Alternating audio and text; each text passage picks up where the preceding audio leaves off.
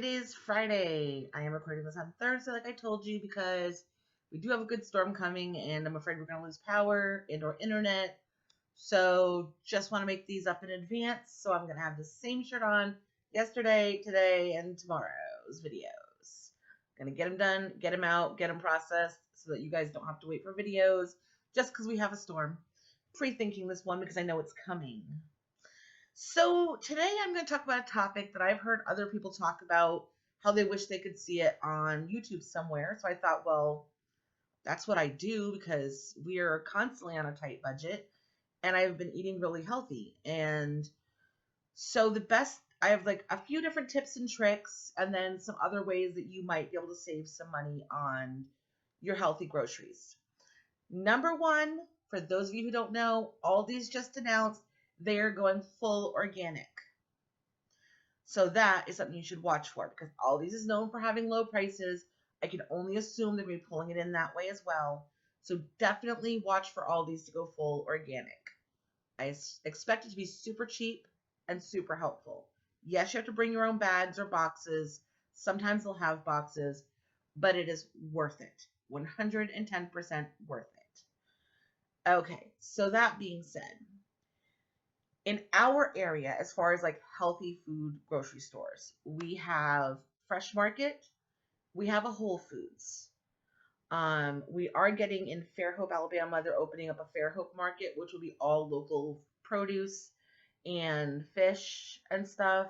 And I emailed them, they're going to be completely non-GMO. So I'm excited to go there. They just opened yesterday. So if you're in the southwestern Alabama area, Fairhope did just open up a new grocery store. Okay, nationally, I'm also familiar with Trader Joe's. Now here's the thing about healthy food stores. They tend to be more expensive, but they're not always more expensive. So I highly recommend taking a field trip day where you don't need any groceries and when you've already eaten. So you're not hungry, you're not tempted to buy anything you don't need. And you can concentrate on looking for the items that you will use. And looking to see, is there an organic option? What is the price difference? Writing down the brands, writing down the ounces, and the price. Yes, this takes work, and it is extra work, but in the long run, that couple of hours that it takes is really worth it in your area because I can't tell you what your prices are going to be in your area. Especially like even places like Walmart, we go to different Walmarts and the prices are different because Walmart uses a location pricing. So their prices is based on the average income for the surrounding area within a certain mileage. So if you live in a higher end area, then your prices are going to be higher. Like for example, I live in a small town. You would think our prices would actually be lower because it is a really small town. But there's quite a few people here who have good money. So our prices are actually higher than if I go to Mobile and go to their Walmart. So often we will drive that 30 minutes if we have a bunch of stuff to get because it's a lot cheaper and it saves us money. Or if we have something else to do in Mobile, we'll make the plan to get the stuff that we need at Walmart while we're there. A lot of stuff is similar price. Not everything has that area pricing, but Walmart does use a pricing plan. And a lot of big stores do. So definitely check more than one Walmart for products if you have two within a close driving distance. We have 4 near us. So there's one right here in town. There's one in Foley. There's one in Robertsdale. There's one in Daphne. No, we have 5. And there's one in Mobile. And those are all within a 40-minute driving distance for us. Crazy, isn't it? Too many Walmarts. Especially the Foley and Robertsdale. They're super close to each other. I would have not had the Robertsdale one, had the Foley, the Daphne, the Bay Minette. But I don't go to Walmart. Even though I did find out Sam Walton is my 8th cousin. I should get like a family discount, right? Anyhow, so go around and go on Pinterest. The book I have, I got at Barnes & Noble. It was about $20, $25, and it's like 900 paleo recipes. We have not had a bad recipe out of there yet. And write down some ingredients that you see all the time. Now, the cookbook I have has a list of paleo pantry items, like items you're going to want to have to use in a lot of different paleo recipes. We do not cook with extra virgin olive oil anymore. We use coconut oil or we use avocado oil. Those are the two oils we use now. Avocado oil is great for oil because it has healthy fat in it. We used to use extra virgin olive oil, thinking we were doing all this great stuff. During my process of learning, I found out avocado oil and coconut oil are better. Yes, that can be disputed. If you don't agree with that, I get it. Everybody has different thoughts and processes. Everything I've read has said that. So there's, that's my opinion. Now, some ways besides just getting pricing that you can use to save money and eat healthy. The first thing is going to be, do you have friends that are local that you're friends with, that you like hang out with, that also are trying to lose weight? A great way to save money is to get together as a group. And you can do one of two things. You guys can either split a grocery list, or you guys can sort of split a grocery list and cook together, and then split the food that's been cooked, put it in containers, and freeze it. This way, let's say a recipe calls for a quarter of an onion, and you have 4 friends. One friend can pick up the onion, one friend can pick up something else, and you guys can each bring what you can afford together into one group and split the product. So that's one way to save money. Now maybe you don't have a lot of friends like me. I don't have a lot of friends that are local, mainly because every time we've left a church, people stop talking to us because we no longer subscribe to their church. And I haven't gotten out of the house a lot because of my back pain and my weight, which caused my back pain somewhat. I mean, great, I have an injury, but it doesn't help it. So because I wasn't getting out much and I wasn't talking to people I used to talk to, like locally, I really don't have a lot of friends, and that's okay. I have a lot of friends who live all over the country, all over the world, and I'm okay with that because we talk all the time. Or maybe not all the time, but frequently. So if you're like me and you're like, well, it's just me and my family right here trying to lose weight, there's a couple different things you can do. The first thing I'm going to suggest is if there's a brand you like and it's really expensive, join their Facebook and their Instagram pages. Often they will do giveaways, special offers where you might be able to print a coupon or something like that. It doesn't hurt to join their Facebook page and find out when they're going to have some sort of special sale or something like that. So I highly recommend their Facebook or Instagram pages or both. Like for example, and I'm going to go into this with the coupons, but I send out emails every 6 months to the brands I really like and I really use. Now, Cascadian Farms is the cereal I use. When I buy it, I pre-portion it into Ziploc bags so that I'm getting exactly one portion out of each serving. I'm getting each serving every time I have it. And I do that because then this box goes further than if I'm just pouring randomly into a bowl, which is another way you can save money, because if you're pre-portioning things, you're not going to overeat it. You're going to know that you're exactly where you want to be for calories, and you're going to know that you're going to get the number of servings you should get out of that box. So that's super helpful. But Cascadian Farms, being non-GMO, is more expensive. So I sent them an email, and the reason I sent them an email is every 6 months, brands that you love, you can go on their customer website and you can ask if they have coupons. Now, with Cascadian Farms, they don't have coupons yet, but they do offer giveaways and stuff like that on their Facebook and Instagram, which is what they email me back. But a lot of companies will mail you coupons.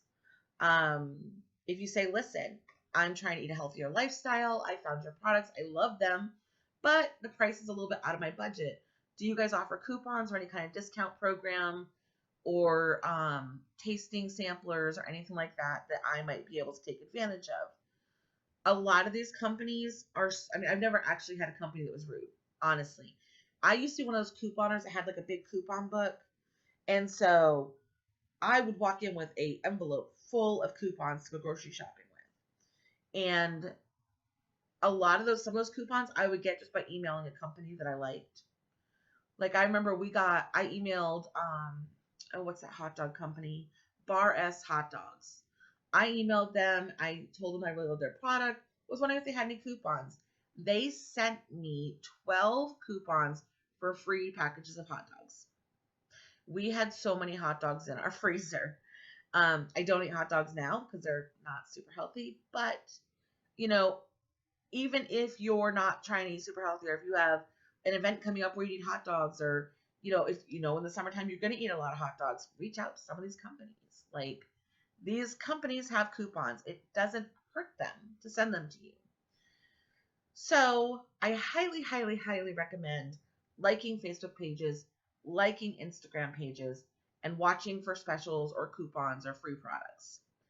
Um, that is a great way to save money, especially if you have if I don't know if they still exist, but if you have a local grocery store that offers like double coupon days, awesome. Obviously, it wouldn't work on a free item, but if you have like a 35-cent off coupon of a $1.50 item or 35-cent coupon, that's like half price. So coupons are your friend.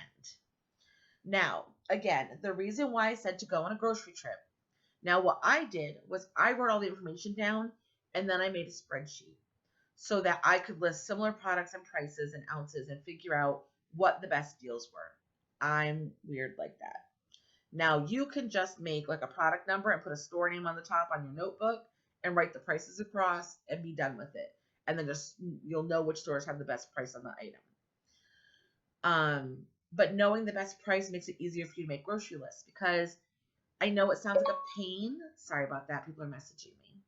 I know it's a pain to go to multiple grocery stores, but if you're on a budget and the stores are nearby each other, or if a store is near somewhere else, you have to go anyway, you'll save so much money in the long run by knowing that you can save 50 cents here, 50 cents there. It adds up. My next clue and hint is watch for clearance items. Now, stuff that's considered quote unquote shelf stable and is not canned, don't worry about those for clearance, because you're not going to use them up fast enough to warrant spending that money on a clearance item. But things like sauces, so if it's like a sauce, if it's a meat product, just trying to think, if it's a vegetable, and some fruits like berries and stuff, if you get them and they're on clearance, you can slice those babies up, put them in your freezer, and have them for when you need them. So, for example, what we do is I do a list that's about 2 weeks long on Tuesdays, because that's when our local fresh market has chicken breast, ground chicken, and ground chuck for $2.99 a pound. And all of their ground chicken and ground chuck is GMO free. So that's when we stock up on meat for, if we have the extra money, 2 weeks. If it's just past mortgage payment week, or if it is mortgage payment week, we get that 1 week. So like next week, we'll be able to stock up on meat. This week, not so much. We're actually tight this week. But anyhow, so next week we'll be able to stock up a little bit more on the meat. And then that week before mortgage week is when we really stock up, because then we have 2 weeks that are super tight. Just like all of our bills are right there. So we get a little bit extra this next week, and the week after we get a lot extra of meat. So what I do when I get home, I usually buy, because they when they have their $2.99 chicken breast, they pre-package a bunch of it. I'll buy a couple of those, and when I get home, I look at my recipes that I have coming up, and I pre-cut my meat. Now, we have a food saver that we can just seal the meat in there and then put it in the freezer. But if you don't have the money for a food saver, just take a Ziploc bag. You can get those at the dollar store, and literally just roll it in the bag until all the air is out, seal it, and it can go in your freezer. Now, what I do to make my life easier is I will seal the meat in a little like sandwich size bag, or multiple sandwich size bags, depending on how much meat I need. And then I will seal the vegetables. So like if we buy broccoli and it says chopped broccoli, I will pre-chop all the broccoli, rinse it really good, put it in the bag, seal it, and put it with the meat. And I'll be doing this while I'm prepping. So then I'll do it with the onions. I'll freeze those. If I've got peppers, I'll freeze those. If I've got Brussels sprouts or anything like that, I will freeze them pre-cut. But what I do is, if they're all meant for a specific meal, I take all those small bags and I put them in a gallon-sized Ziploc, and I write the page number of the recipe and the recipe name on the bag. Now, the other thing I did, we do have a deep freezer that we got years ago. If that thing ever dies, I'm gonna cry. Knock on wood. And what I do is, I have baskets that I bought at the dollar store that I have put in my freezer. And in those baskets, one basket has all the meals all together. The other basket will have, like, let's say I cooked a meal and it only called for half a onion. So I'll take the other half onion, I'll kind of slice it, because sometimes it calls for sliced, sometimes it calls for chopped, but I can always chop something sliced. So I'll slice up the rest of the onion, put it in a bag, and freeze it. And then I'll put like half an onion sliced on the bag. I have a basket that has all my pieces parts. So when I start doing my grocery list, I can go look and say, oh, I've already got half an onion. Oh, I've already got, a head of broccoli, or this much broccoli, or I've got all of that stuff marked so I know what I have. Now, in my case, I do have a notebook on top of my freezer. As I put things in, I write it in the notebook.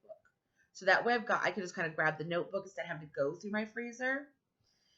And as I take something out, I cross it off so I know it's been used.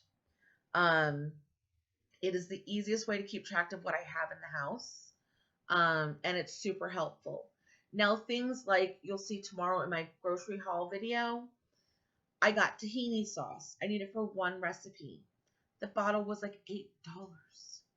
I didn't want to get it. My husband's like, no, let's just get it. We have $8. We're really saving a lot of money on other things. Let's just go ahead and get it. So what I'm going to do is, once we open the jar, because we haven't opened it yet, I got like ice cube trays at the Dollar Tree.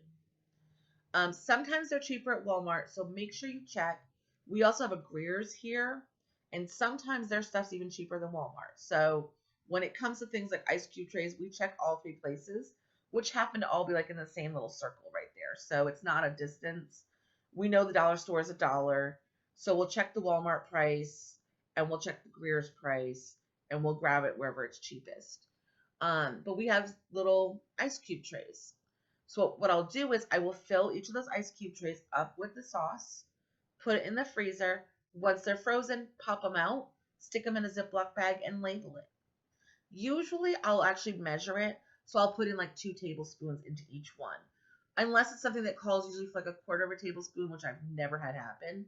And then it kind of gets a little hinky. But for the most part, what you can do if something calls for like a very small amount, like a 1/4 teaspoon or something like that, you can also take like a baking tray, put a piece of parchment paper, and then just do dollops of that measurement of the item. Put that in your freezer. Just cover it with another piece of parchment. When it's frozen, you can pop them out, stick them in a Ziploc, label it, done. Super simple, easy way to store things and not waste them. Let's say you open a can of tomato paste, and you only need 1/4 of a can of tomato paste. Same thing. Just measure it out, freeze it, stick it in a Ziploc bag. And these are all things you can do to make things go further. Because if you buy something and you don't use it all, and then you just stick it in your fridge and it goes to waste, it's a waste of money. So you have to buy it again. So at least this way, by using these simple steps, you can actually save money in the long run. Now, the biggest thing with eating healthy, unfortunately, is there is upfront costs that are kind of a pain in the butt. So what I tell people is, you know what? Do what you can. Get what you can afford right now. Now, places like Whole Foods allow you to buy some stuff by weight. Fresh Market does that as well. I am a huge proponent of getting what you need when your funds are really low. So if you go to Whole Foods, or I don't know, maybe Trader Joe's does this too. If you have recipes coming up where you need, just say like a cup of coconut flour, just measure it out, weigh it out, make sure you have 16 ounces, no, 8 ounces for a cup, sorry, 8 ounces on the weight thing, kind of like tie it up, write what's on it, 8 ounces, And then just do that. If you have multiple recipes that call for it, do it in the portions you need and are going to use. That will save you money sometimes. But what you want to make sure you're checking is when you looked up a bag of coconut flour, how many ounces and how much was it? Because sometimes it is cheaper just to go buy the bag. So always make sure that you're kind of measuring out pricing, weight, and that kind of thing.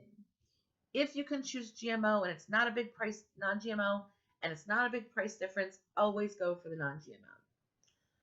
I know it's really hard to eat healthy when you are um, financially tight. It's been hard for us at times. We go back and forth. We had that period of time when we had our income tax check, and we definitely were making sure we're getting the top of the line food and stuff like that. But then, of course, that money runs out eventually. So now we're back to trying to push through our however much money we can on groceries. Um, the other thing is when it comes to produce, always watch if there's recipes that call for like fresh spices like um, basil or something or lemongrass or whatever. Um, watch that stuff to go on clearance at Walmart. If you know you use it real frequently, watch for it to go on clearance. I just bought clearance at something. You'll see it in the video tomorrow. And what I'm going to do is take out the couple pieces that didn't look great, chop it up, use what I need for the recipe that I'm going to use it for, put that in a little Ziploc, put it in my fridge. The rest of it, to save spices, fresh spices, same thing, you're going to use an ice cube tray. You're going to put water in the ice cube tray, and then you're going to put a specific measurement, whether it's a teaspoon, a half a teaspoon, whatever you see as a trend in what you need that for. And then when they're done, you're going to throw them in a Ziploc, label it. Make sure you label. If you did like a half a teaspoon of each in each one, put half teaspoon, basil or half teaspoon lemongrass. And then when you have a recipe, you need to pull out so many of those ice cubes, stick them in a bowl, let it melt, yank out the spices, dry them on a paper towel, done. So these are the best ways I can suggest that you can save money by grocery shopping healthy. And if you have ideas, put them below. But these are what's really worked for us and helped us get the ability to eat better food without breaking the bank completely. So y'all have a great day. I will talk with you later. Bye.